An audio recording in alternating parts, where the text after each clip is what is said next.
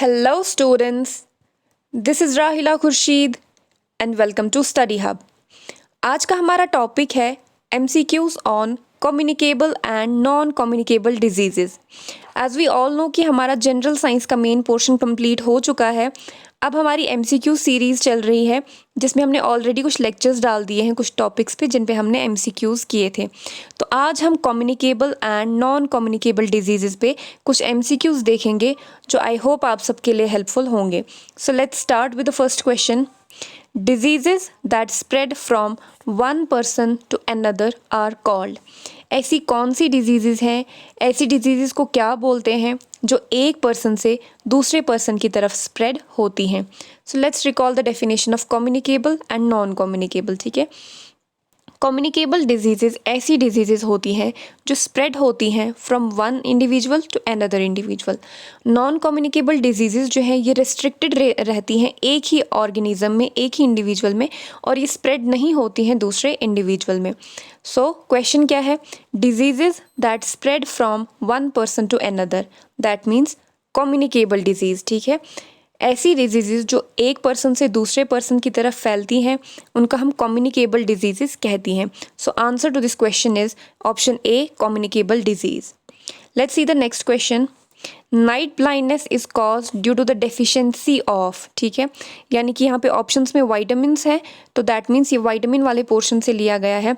Night blindness यानी कि जब सनसेट हो जाता है, जब सन डाउन हो जाता है तो कुछ इंडिविजुअल्स में ये प्रॉब्लम होती है कि एट नाइट वो नहीं देख पाते हैं, वो क्लियरली डिफ्रेंशिएट नहीं कर पाते हैं चीज़ों के बीच में, तो उसे हम नाइट ब्लाइंडनेस कहते हैं.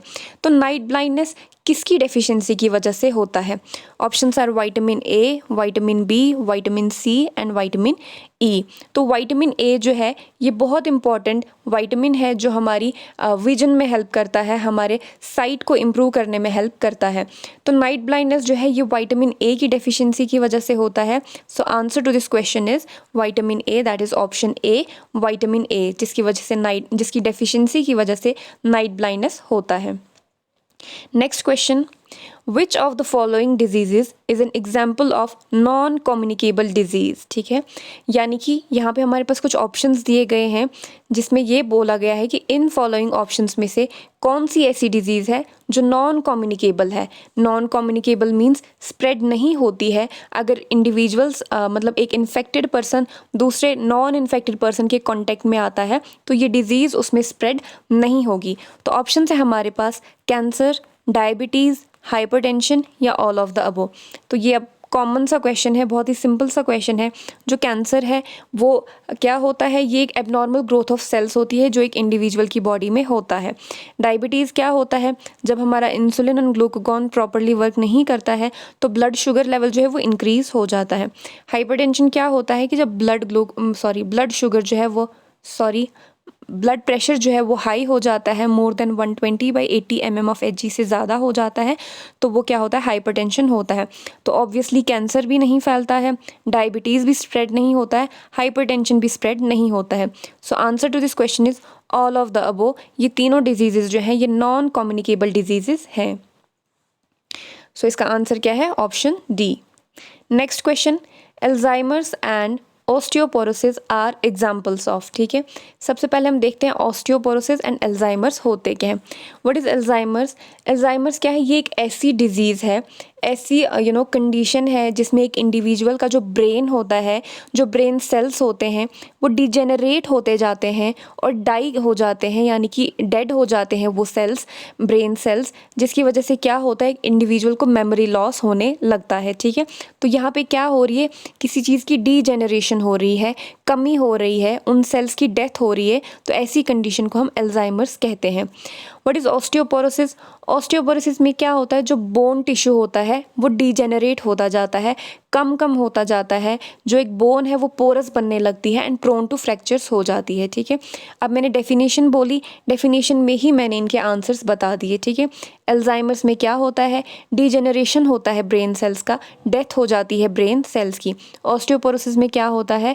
बोन टिश्यू का डीजेनरेशन हो जाता है, बोन पोरस हो जाती है एंड बोन फ्रैक्चर होने के चांसेस ज़्यादा होते हैं.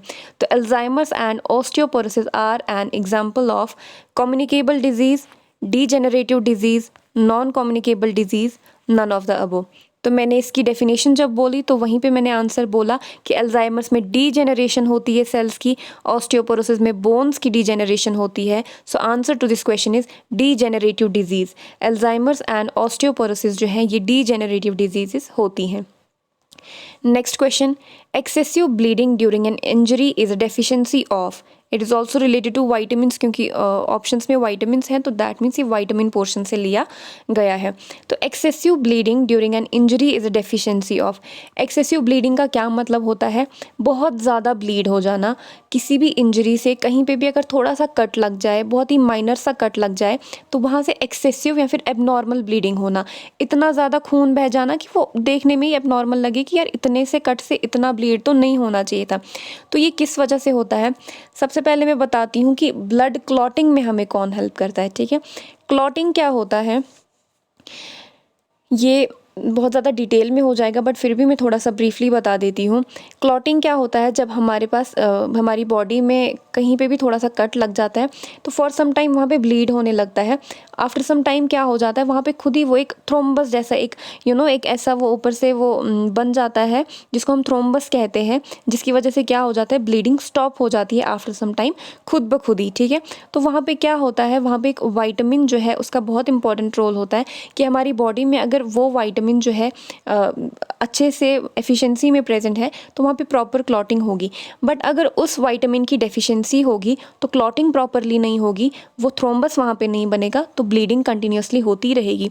तो ऐसा कौन सा वाइटामिन है जिसकी वजह से एक्सेसिव ब्लीडिंग होती है, जिसकी डेफिशिएंसी की वजह से एक्सेसिव ब्लीडिंग होती है? दैट इज़ वाइटामिन के। ठीक है, विटामिन के जो है ये बहुत इंपॉर्टेंट रोल प्ले करता है ब्लड क्लॉटिंग में। जब इसकी डेफिशिएंसी होती है तो एक्सेसिव ब्लीडिंग होने का चांस होता है। So answer to this question is option C, vitamin K. Next question, goiter and the enlarged thyroid gland are mainly diagnosed in patients with deficiencies of which of the following minerals? ठीक है, goiter and enlarged thyroid gland। goiter and enlarged thyroid gland क्या होता है?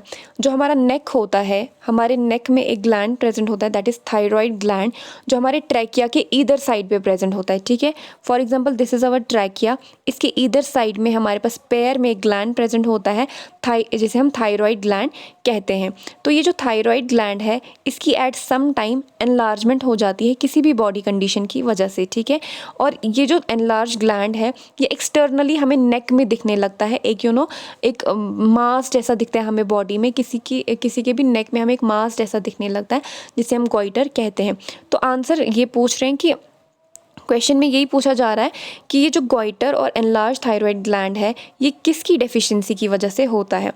Thyroid gland जो है ये हमारे पास कुछ हार्मोन्स रिलीज़ करता है जिनको हम T3, T4 and T3, T4 thyroxine, टेट्राथायरोनीन, ये सब कुछ हार्मोन्स होते हैं जो क्या करता है, ये थायराइड ग्लैंड सेक्रीट करता है, जो हमारी बॉडी की फंक्शनिंग के लिए बहुत इंपॉर्टेंट होते हैं। तो इस थायराइड ग्लैंड को एक मिनरल की ज़रूरत होती है प्रॉपरली फंक्शन करने के लिए। ठीक है, अगर वो मिनरल थायराइड ग्लैंड को प्रॉपरली नहीं मिलता है तो उसकी एनलार्जमेंट हो जाती है और गोइटर की फॉर्मेशन हो जाती है। तो mineral that is important for the proper functioning of thyroid gland is iodine. तो जब आयोडीन की डेफिशिएंसी हो जाती है तो गोइटर और एनलार्ज थायराइड ग्लैंड हो जाता है। तो इस क्वेश्चन का आंसर हमारे पास है ऑप्शन बी, आयोडीन, क्योंकि आयोडीन की डेफिशिएंसी की वजह से goitre and enlarge thyroid gland बन जाता है। और ये जो गोइटर है ये मोस्टली किन में देखा जाता है? जो कोस्टल एरियाज़ पे पीपल रहते हैं, यानी कि सी साइड पे जो पीपल रहते हैं उनमें ये देखने को मिलता है। क्यों? क्योंकि सी साइड पे रहने की वजह से वो सी सॉल्ट ही यूज़ करते हैं। ठीक है, सी सॉल्ट जो होता है वो नॉन आयोडाइज्ड होता है। ठीक है, जैसे हम जो ब्रांडेड सॉल्ट्स खाते हैं जैसे टाटा सॉल्ट वगैरह खाते हैं उसमें हमें बताया जाता है कि it is enriched in iodine. ठीक है, तो सॉल्ट में आयोडीन का होना बहुत ज़्यादा ज़रूरी है, लेकिन जब सी सॉल्ट का यूज़ करते हैं वो नॉन आयोडाइज्ड होता है तो लोग जो है गोइटर डेवलप करते हैं। ठीक है, so answer to this question is option B, iodine. Next question, cystic fibrosis and hemophilia are examples of। ठीक है, now what is this cystic fibrosis and hemophilia? cystic fibrosis क्या होता है? ये एक ऐसी कंडीशन होती है जिसमें लंग टिश्यू और डाइजेस्टिव सिस्टम डैमेज होने लगता है धीरे धीरे। एंड हीमोफीलिया क्या होता है? ये एक ब्लड डिसऑर्डर होता है जिसमें एक्सेसिव ब्लीडिंग होती है। ठीक है, ये जो दो डिजीज़ हैं ये जनरेशन टू जनरेशन क्या होती हैं, ट्रांसफ़र होती हैं, ठीक है।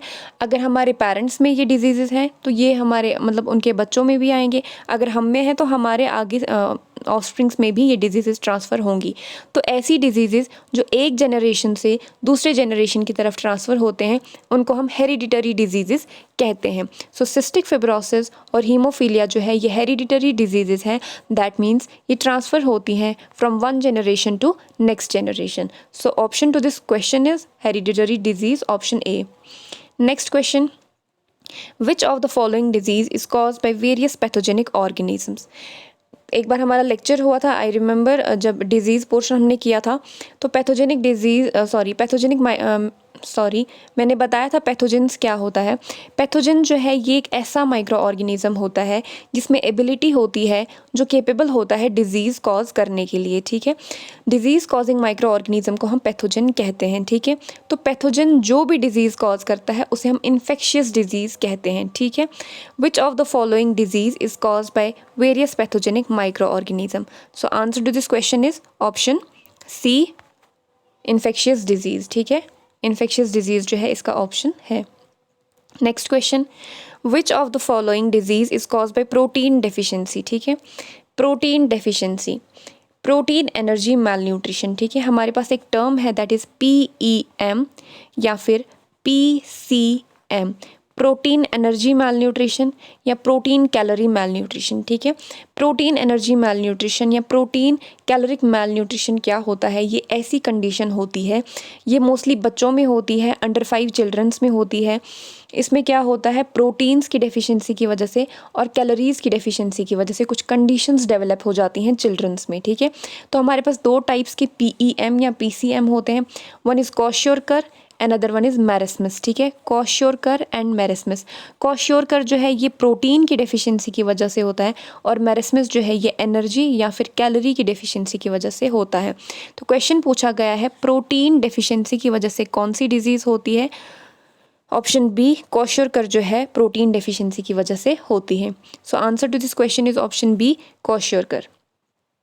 Next question, which of the following vitamins is also known as ascorbic acid? Ascorbic acid जो है it is the another name, it is a scientific name of vitamin C। इसकी एक ट्रिक है याद रखने की, विटामिन CS, ठीक है। यहाँ पे C साउंड आ रही है एंड S, ठीक है, S में भी C की साउंड आ रही है, तो C for vitamin C and यहाँ पे जो C की साउंड आ रही है उसे आप S याद रखोगे तो vitamin C is also known as ascorbic acid. So ये था हमारा आज का लास्ट क्वेश्चन। तो आज हमने MCQs देखे communicable and non communicable disease पे। आई होप आप सबको अच्छे से समझ आया होगा एंड ये क्वेश्चंस आपके लिए हेल्पफुल होंगे। Thank you so much, take care, bye bye.